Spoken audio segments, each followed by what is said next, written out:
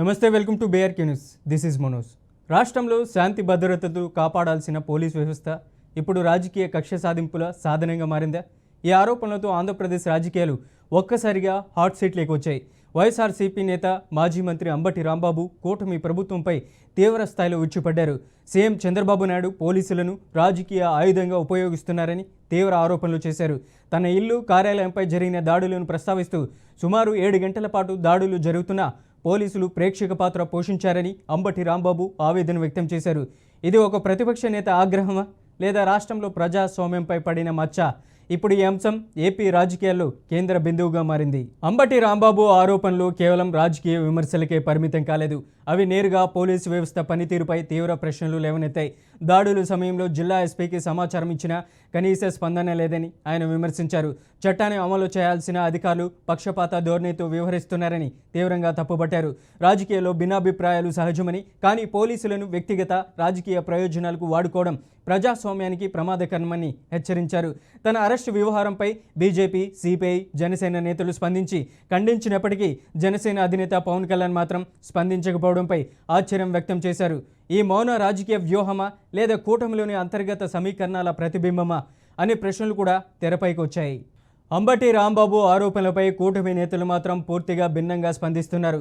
ప్రభుత్వ వర్గాల వాదన ప్రకారం రాష్ట్రంలో లా అండ్ ఆర్డర్ పూర్తిగా నియంత్రణలోనే ఉందని, చట్టం తన పని తాను చేస్తుందని స్పష్టం చేస్తున్నారు. ఎవరైనా చట్టాన్ని ఉల్లంఘిస్తే పార్టీతో సంబంధం లేకుండా చర్యలు తప్పవని కూటమి నేతలు చెబుతున్నారు. తిరుమల లడ్డూ వివాదంపై ప్రభుత్వం చేస్తున్న ప్రచారం ప్రజల విశ్వాసానికి సంబంధించిన అంశమని, దానిని రాజకీయం అంటున్నది వైఎస్ఆర్సీపీనేనని కూటమి వర్గాలు కౌంటర్ ఇస్తున్నాయి. ఛార్జిషీట్ దాఖలైన అంశంపై చట్టపరమైన ప్రక్రియ కొనసాగుతుందని, వాస్తవాలు ప్రజల ముందు ఉంచడమే ప్రభుత్వ బాధ్యతని వాదిస్తున్నారు. మొత్తానికి ఒకవైపు ప్రతిపక్షం పోలీసుల రాజకీయ ఆయుధాలు అంటుంటే, మరోవైపు ప్రభుత్వం చట్టం ముందు అందరూ సమానమే అని చెబుతున్నారు. ఈ మాటల యుద్ధంలో నిజంగా న్యాయం ఎవరి వైపు ఉంది, ప్రజాస్వామ్యానికి ముప్పు ఎక్కడుంది అనేదే ఇప్పుడు ఆంధ్రప్రదేశ్ రాజకీయాల్లో కీలక ప్రశ్నగా మారింది. ముందుగా సురేందర్ నాయుడు దగ్గరికి వెళ్దాం. సురేందర్ నాయుడు గారు నమస్తే అండి. సురేందర్ నాయుడు గారు నమస్తే. ఎలా చూడొచ్చు అంటారు? ఆంధ్రప్రదేశ్లో ఒకవైపు ఏదైతే తిరుమల లడ్డూకు సంబంధించినటువంటి వివాదం జరుగుతున్నటువంటి పరిస్థితుల్లో తాజాగా సిబిఐ సిట్ కూడా ఒక నివేదిక ఇచ్చింది. ఆ నివేదికని కాదని ఇప్పుడు ఒక కమిటీ వేయబోతుంది టీడీపీ. ఏంటి, సిబిఐ సిట్ కంటే కమిటీ ద్వారా నిజ నిర్ధారణలు వెలుగులోకి వచ్చేటువంటి అవకాశం ఉంటుందంటారా? ఏం చెప్తారు? ముందుగా మీకు ప్యానల్లో ఉన్నటువంటి మిత్రులకు, అదేవిధంగా బీఆర్కే న్యూస్ వీక్షిస్తున్నటువంటి ప్రేక్షకులకు అందరికి కూడా నమస్కారాలు.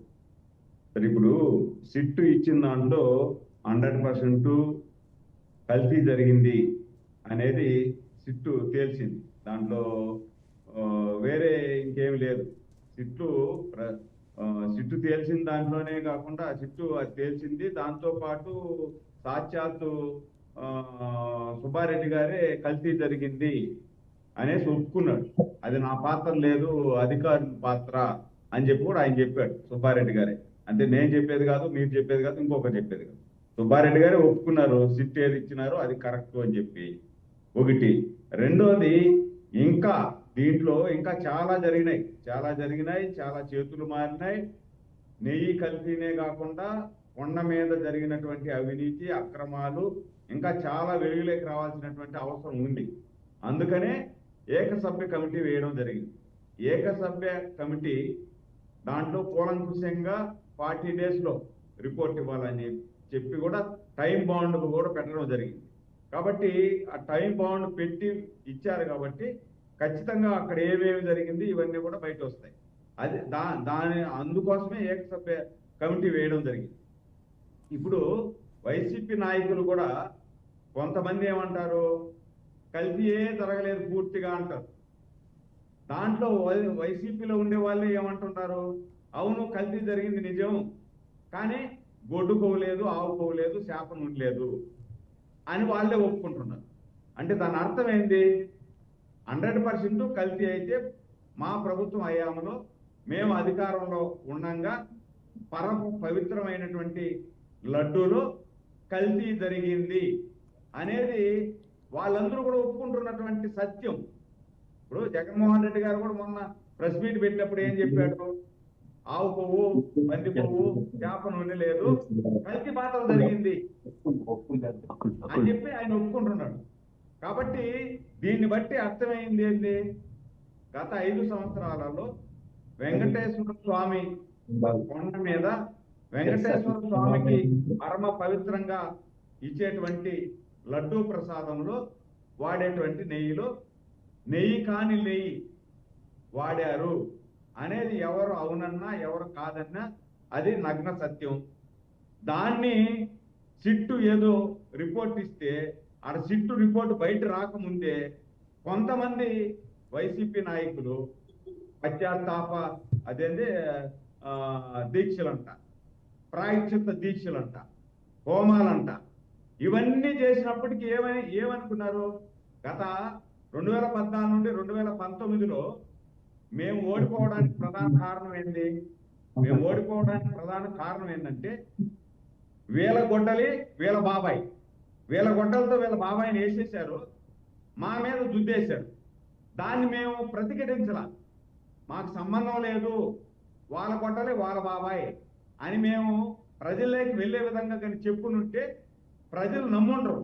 వీళ్ళు చెప్పిన మాట ప్రజలు నమ్ముండరు కాబట్టి వాళ్ళకు ఓటు వేసుంటారు, మాకు ఓటు వేసుంటారు. మేము అందరికీ తెలుసు కదా వీళ్ళ గొడ్డలు వీళ్ళ బాబాయి వేసేసినారు అనేసి మేము గమ్మునే ఉండేపాటికి రైట్. సురేందర్ నాయుడు గారు, ఇదే టాపిక్ డైవర్ట్ అయ్యేటువంటి అవకాశం ఉంది. నాదో క్వశ్చన్ ప్రధానంగా CBI SIT charge sheet report ముందర ఏకసభ్య కమిటీ రిపోర్టు నిలబడుతుందా? సిబిఐ ఛార్జ్ షీట్ ముందు మీరు వేసే ఏకసభ్య కమిటీ రిపోర్ట్. అదే సార్, నేను కూడా అదే చెప్తున్నా. అంటే నేను ఎగ్జాంపుల్ చెప్తున్నా.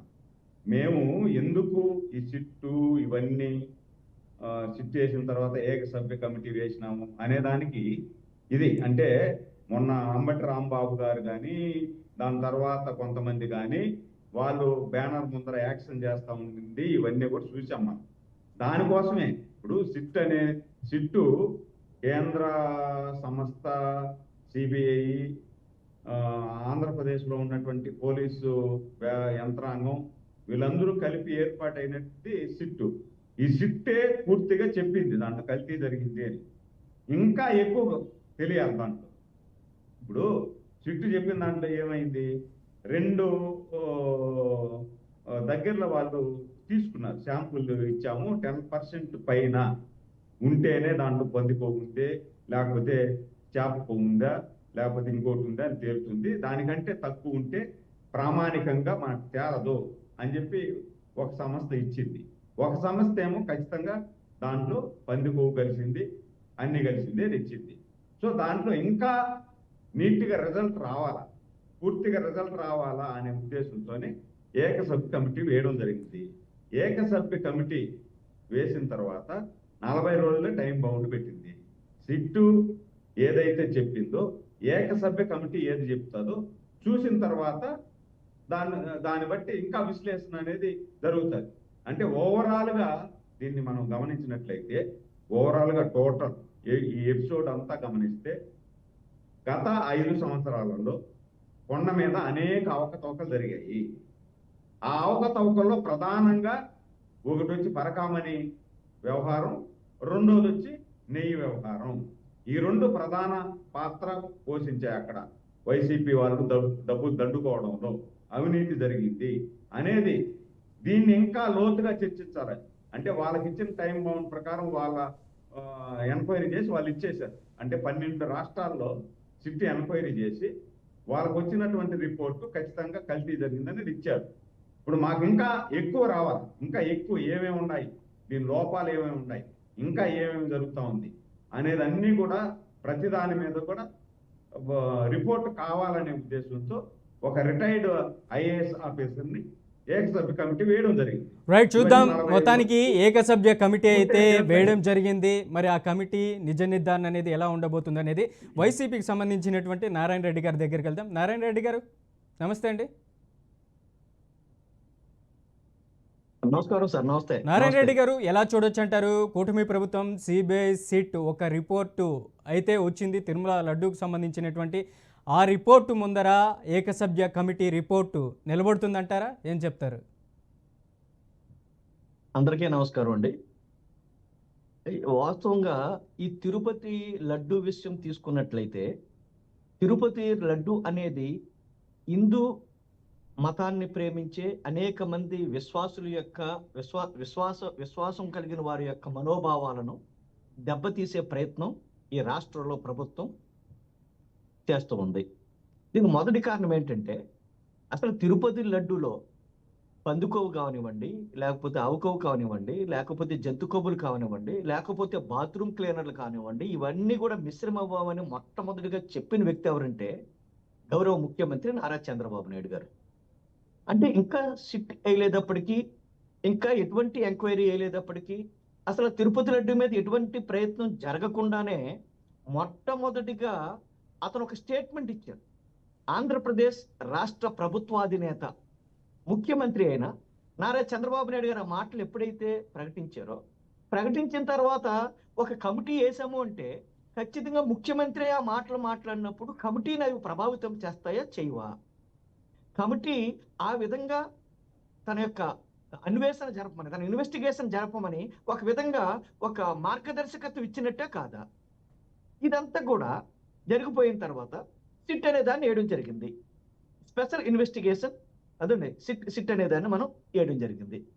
ఈ సిట్ వేసిన తర్వాత ఈ సిట్లో సిబిఐ వాళ్ళు ఉన్నారు, కేంద్ర ప్రభుత్వానికి సంబంధించిన వారు ఉన్నారు, అలాగే రాష్ట్ర ప్రభుత్వానికి సంబంధించిన ఉన్నత స్థాయి పోలీసులు, ఉన్నత స్థాయి అధికారులు ఉన్నారు.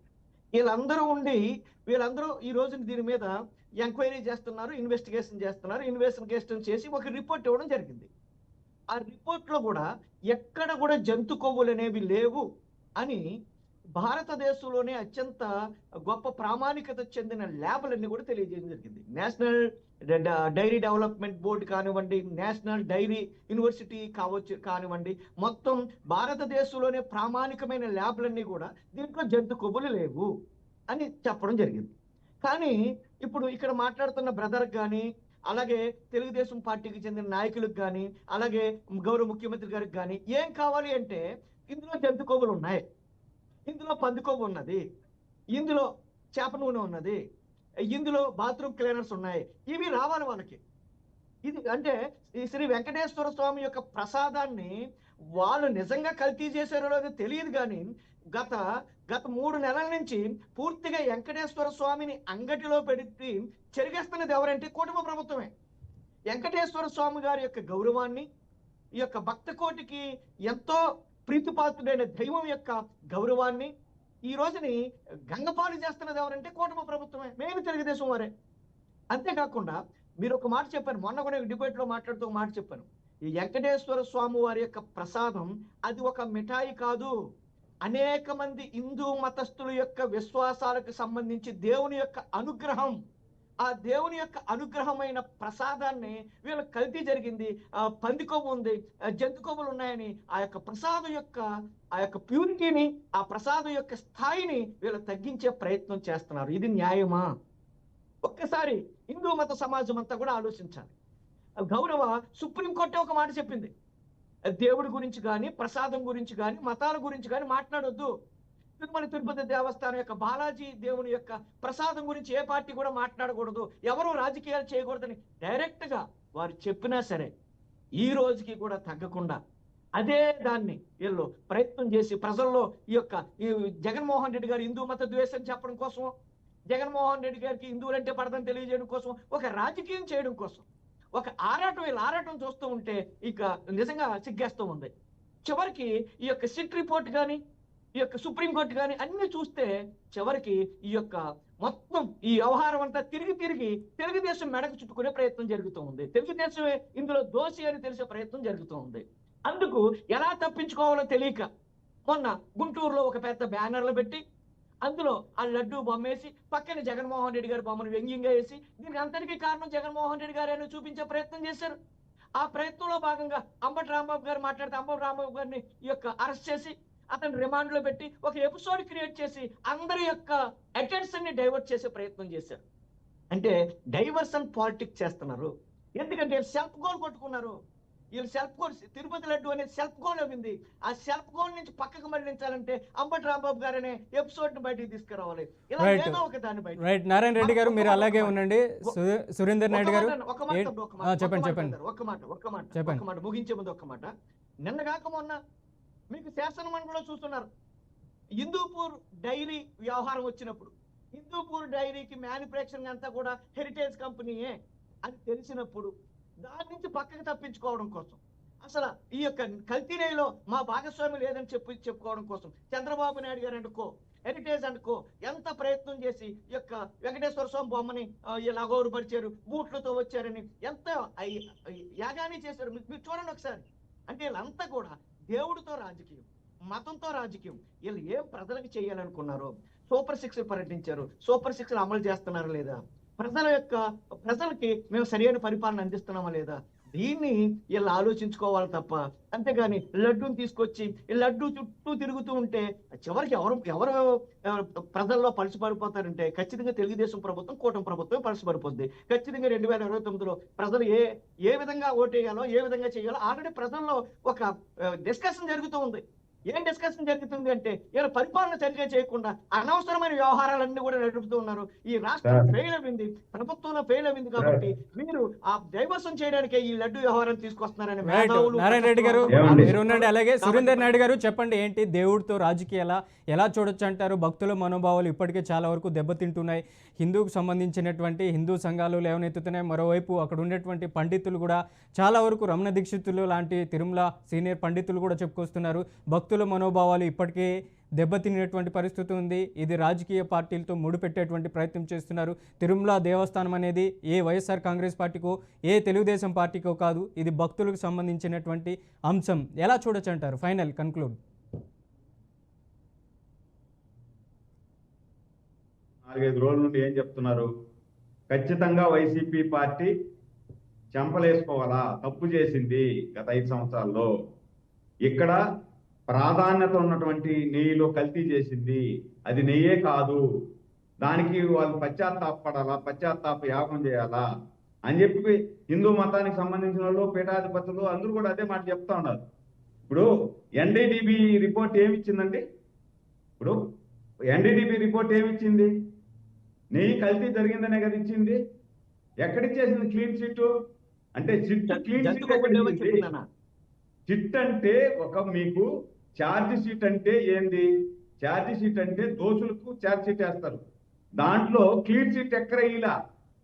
కాబట్టి మీరు చేసిన తప్పుని కప్పిపుచ్చుకోవడం కోసం అంబటి రాంబాబు ఎపిసోడ్ మేము తీసుకురాలా, మీరే అక్కడ పోయి నానా యాగి చేశారు.